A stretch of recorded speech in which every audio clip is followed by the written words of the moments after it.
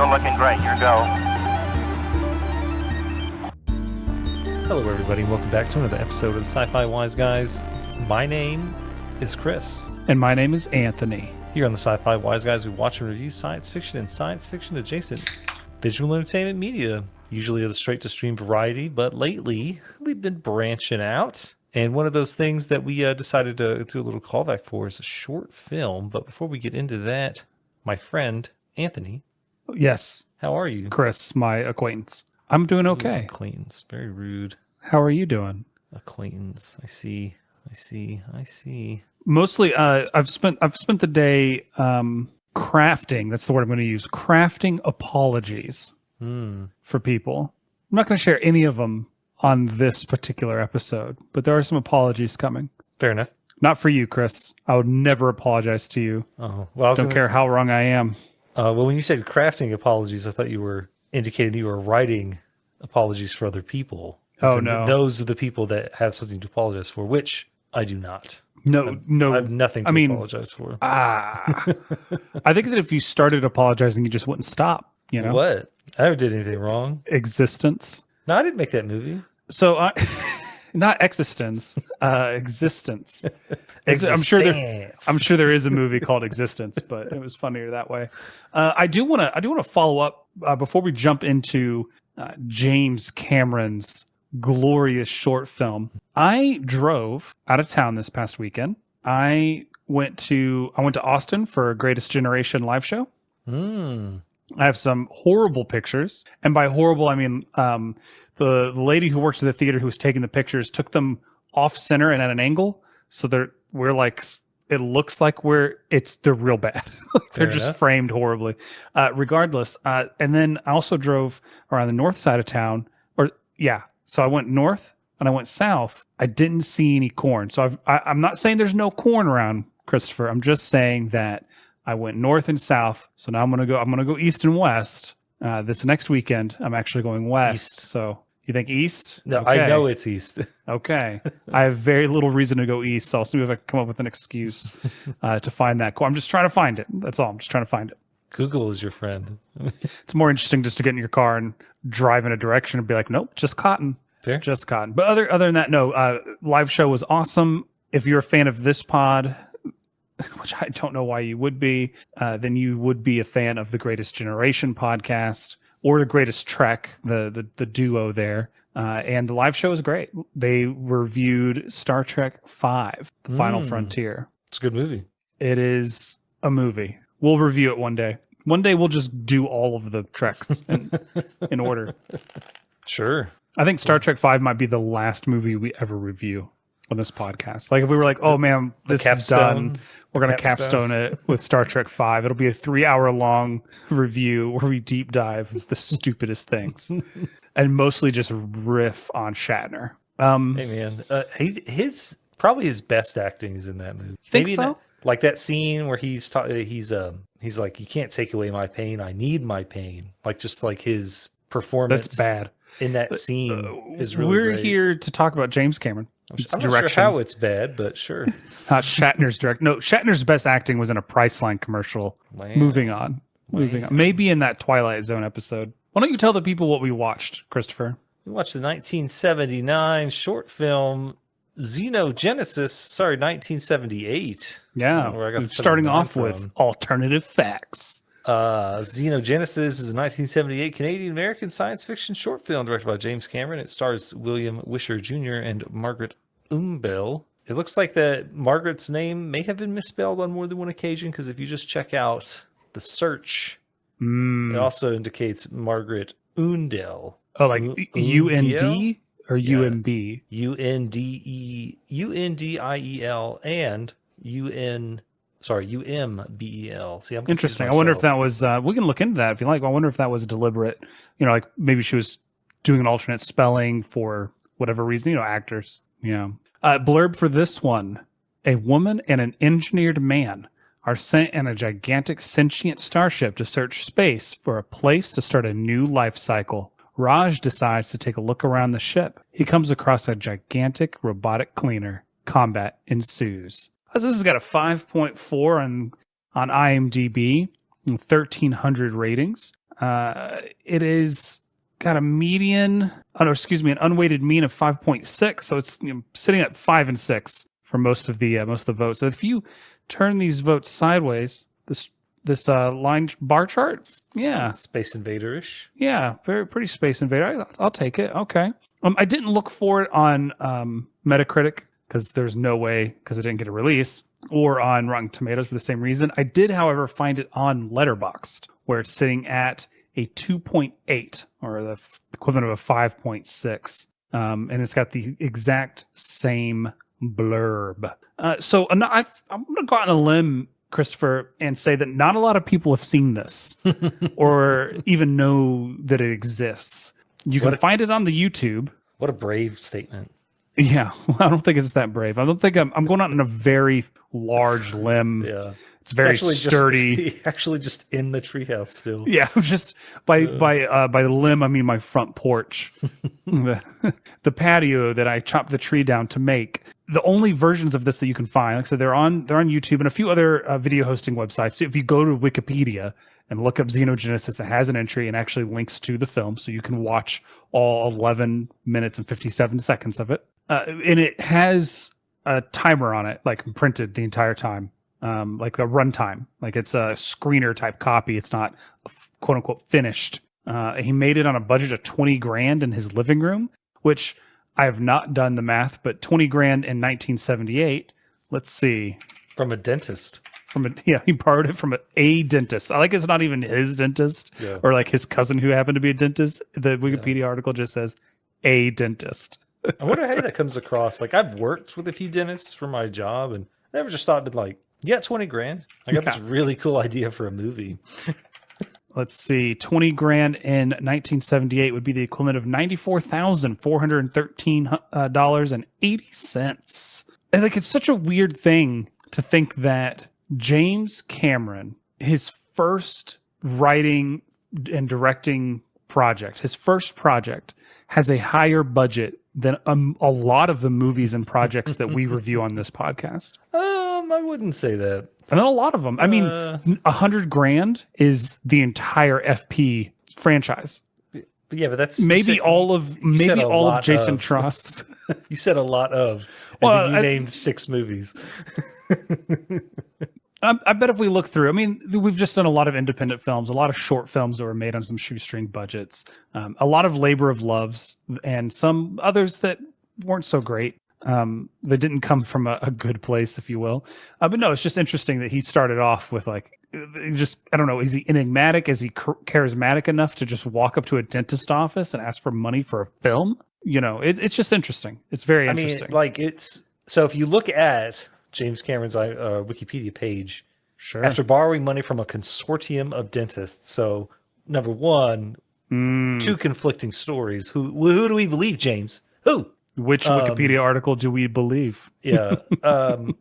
Fun story about old James Cameron. Went to college to study physics, dropped out, smoked a lot of pot, some LSD, was a truck driver, saw Star Wars, and was like, cool, that's what I want to do the rest of my life.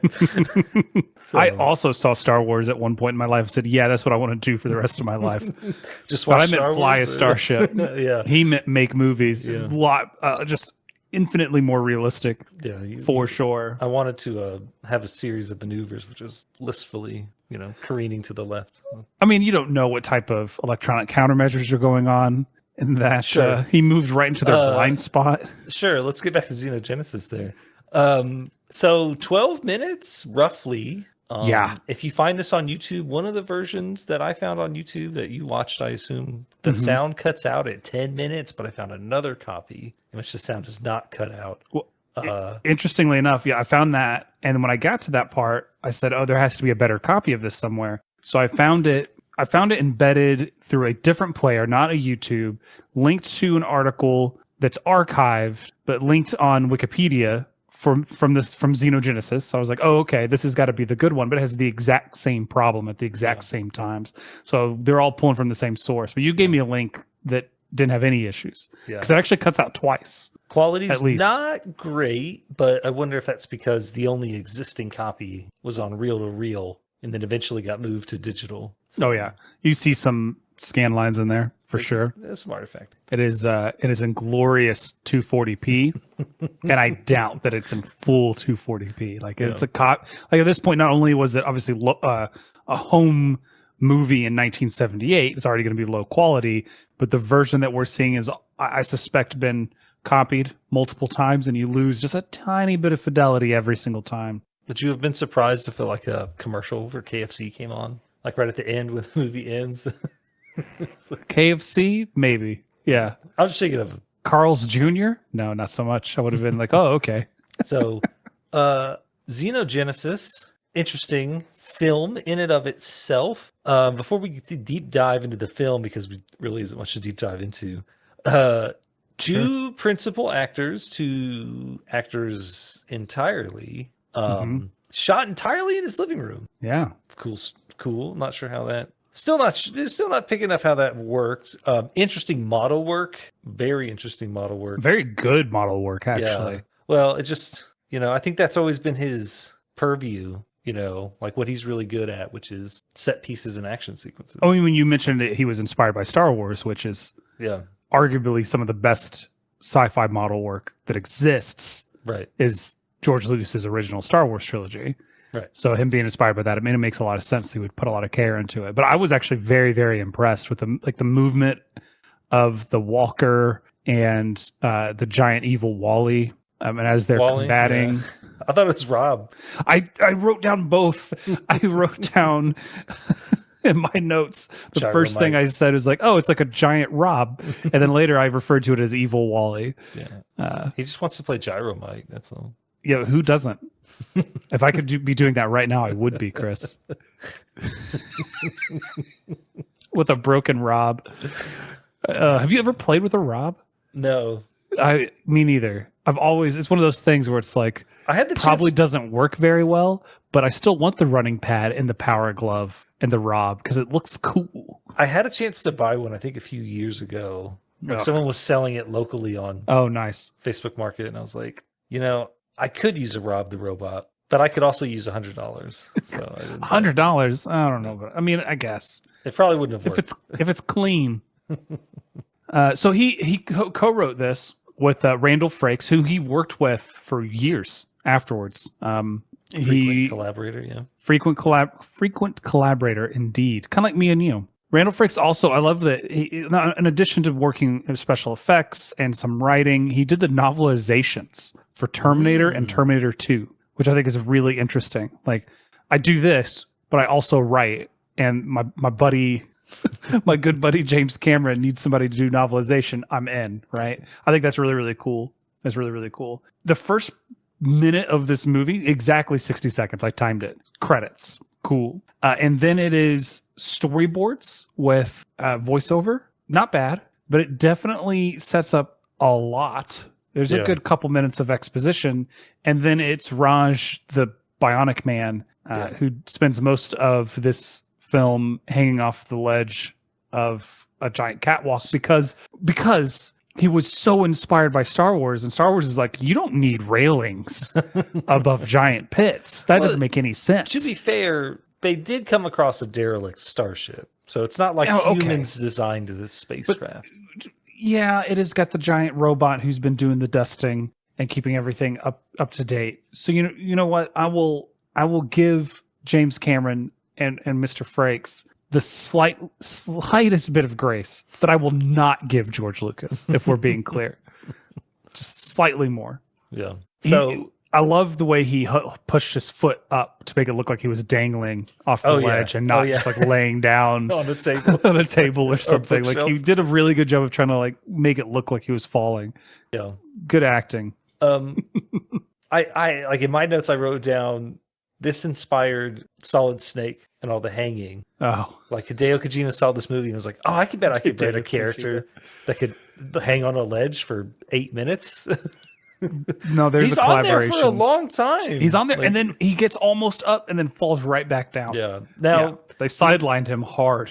The plot is that Raj, open parentheses, an engineered man trained to deliver humanity from the final cataclysm, close parentheses, and Lori, open parentheses, a woman raised by a machine, but she alone knew the power of love, close parentheses, are sent in a giant gigantic sentient starship to space for a place to start a new life cycle. So if he's a bionic man, that makes a lot of sense that he might be able to hold himself up. Because I think in one of the storyboard pictures, in fact, if you Google or Bing, if you're a filthy degenerate, if you Bing this movie, a lot of the pictures show him with like robotic hands. Interesting. Like that if you go over one image, yeah, that one right there. So it would make sense if he's got got cybernetics, right? Sure.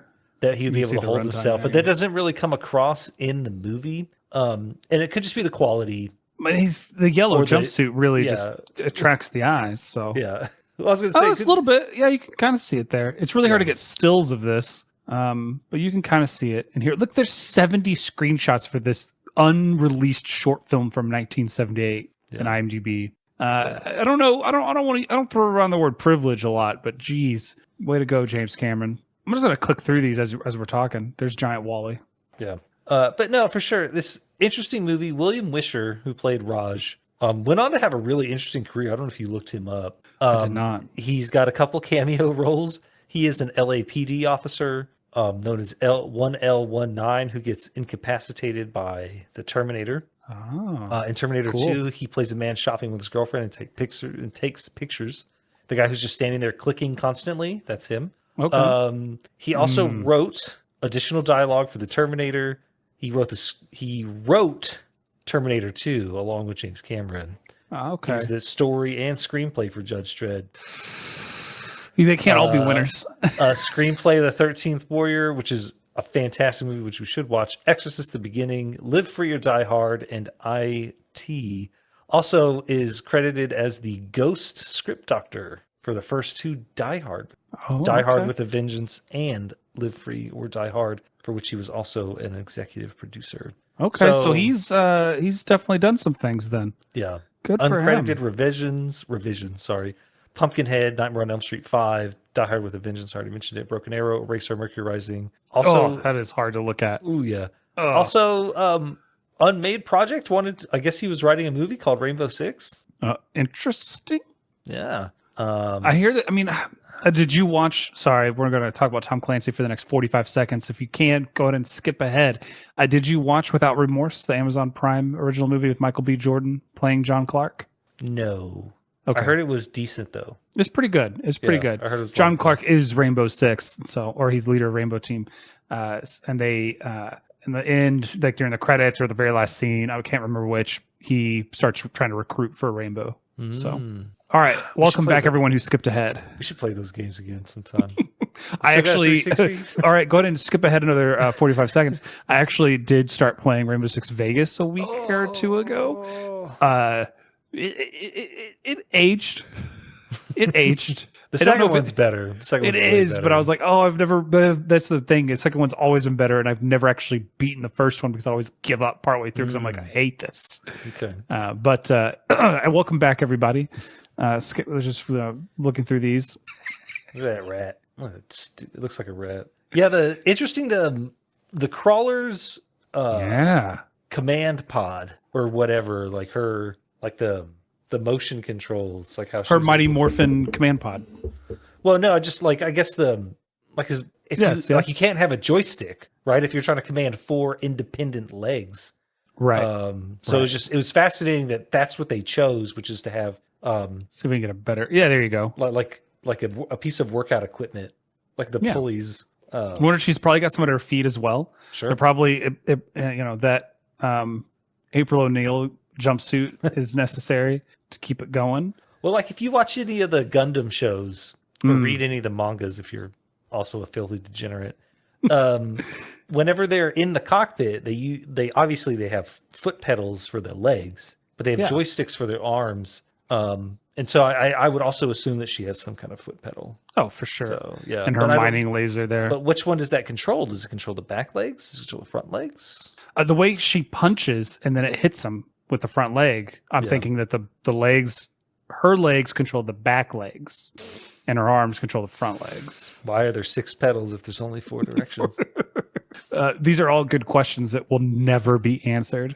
This looks like it's 12 minutes the first minute is credits. There's a little bit of credits at the end, so it's in tens, like less than 11 minutes, 9:45, yeah. something like that. Would you? It does the cardinal sin of a short film in that it is not an entire story. It's a pitch, right?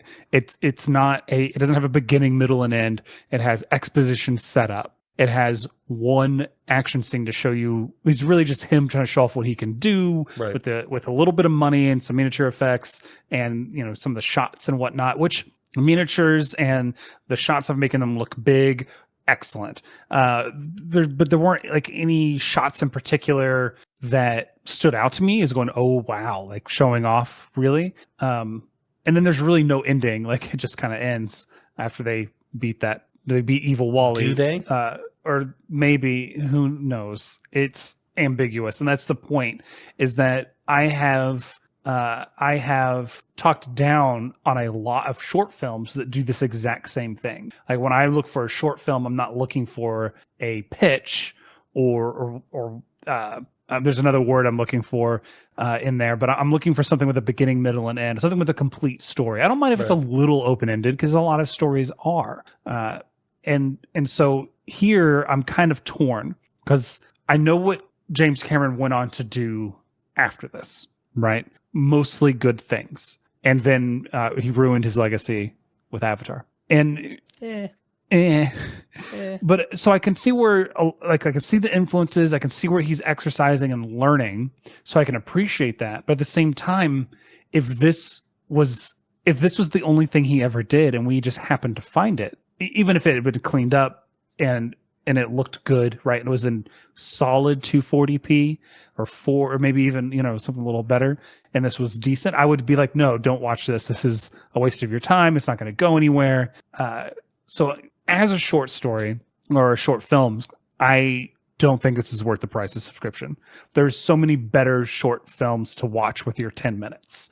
Dust is full of them. A quick Google search will give you tons of lists. On the other hand, as a review of James Cameron, like renowned writer, director, producer, what have you, filmmaker, I gotta recommend it. I gotta say, if you have 10 minutes, it's very interesting to see where he started. So that's why I'm a little conflicted. I think I can easily. Well, it may not solve your confliction, whatever. Conflict, but an easy way to really give him a pass. Mm-hmm. This movie was made in 1978. Sure. And it is ambitious with a capital A. Like, I watched recently, because we talked about it when we watched Planet of the Vampires. Mm-hmm. I'm fascinated by old movies. And it's on Max right now. Shout out Max. Way better than HBO ever was. The app, at least. The marketing and the name. Yeah, no, everything else the is emails terrible. I get that I don't know what they are. Everything is terrible, but the app's great.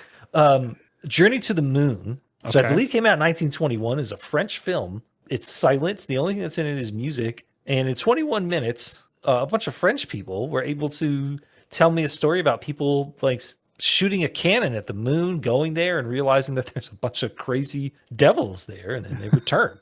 So it was a landmark film and really inspired probably a whole generation of people who then in turn inspired a whole nother generation of people. And then we have James Cameron. Sure. The difference is that Xenogenesis has never been given that big it's not culturally significant in the same way that a lot of these other movies are. It was never released. I mean, it can't be, right? But there are plenty of other like movies that go to the Cannes Film Festival that jumpstart the careers of plenty of other people. And in some ways that those movies either are revered or whatever. But I guess what I'm trying to say is like what this movie really did is just give us James Cameron. And I think that if you look at the time constraints, especially when it was made, for how much money it was made, in the way it was made, I think it's quite impressive. I would say it's worth the price of subscription solely based on that. Yeah, you could say that you could watch 4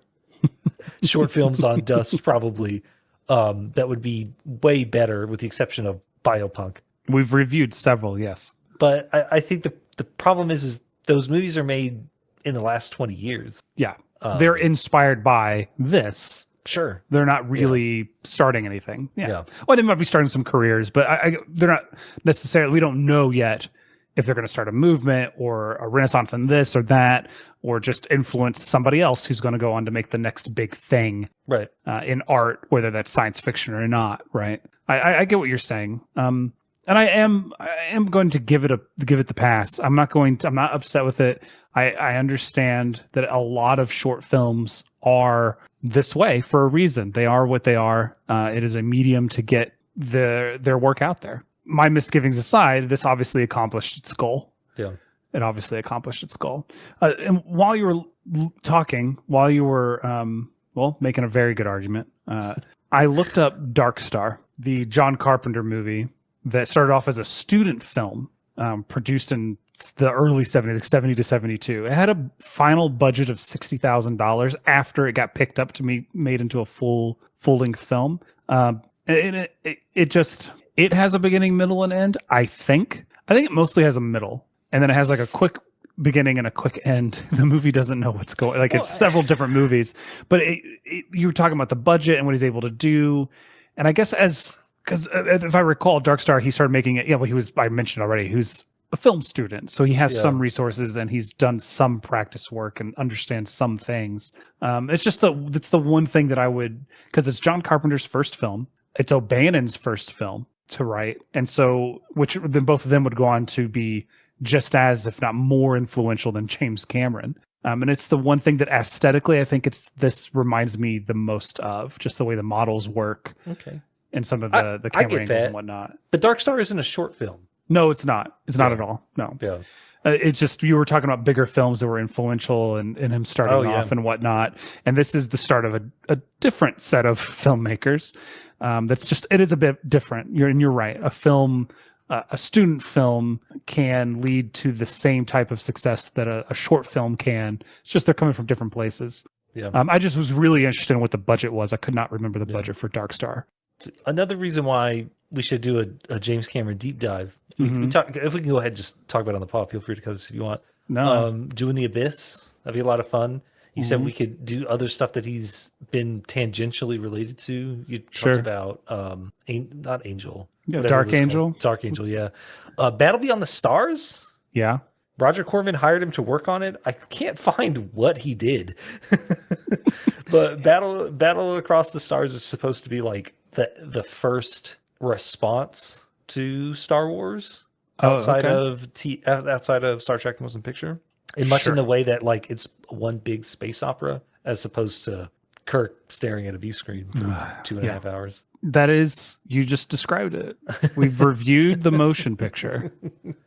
Yeah, I don't see it on any of his credits. I wonder if he actually ended up doing any of the work on it. I don't know. It just says like the dentist pulled out of the project based on the screen demo, which is I guess the reason why it didn't actually get released full on. But Roger Corman was sufficiently impressed to hire Cameron to work on Battle Beyond the Stars and Piranha 2. Piranha 2. So I mean, I think that's the first movie he directed. Yeah. Well, yeah. If you don't count, I mean, like Terminator. Xenogenesis. Yeah. Yeah. Which full length for sure.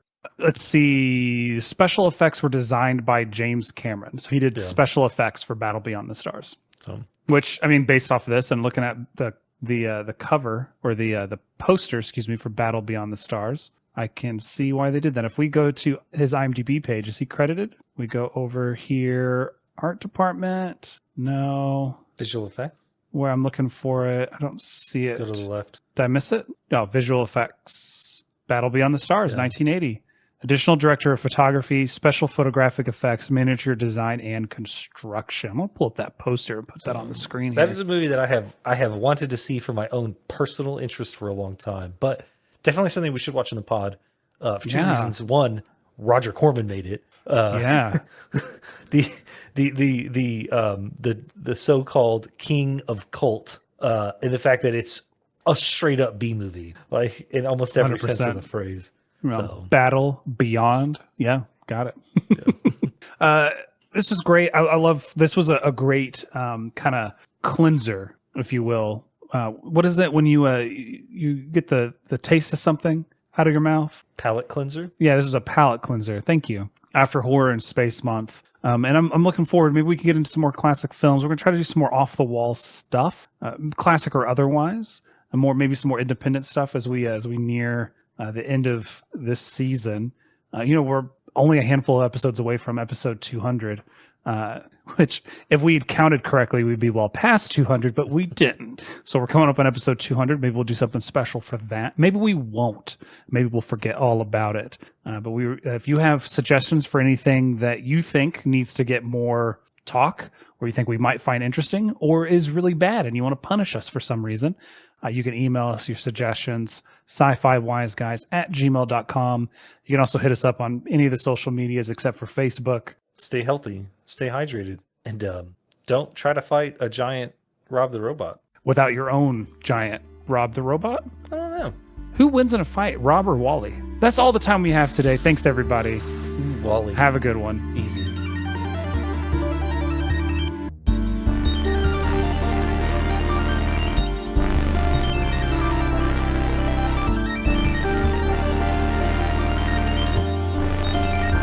Eagle has landed. That's obviously Rob. He's bigger. Are they? Size is everything. I mean, Rob is a toy, I guess. He doesn't have any. Yeah. It's heavy agency.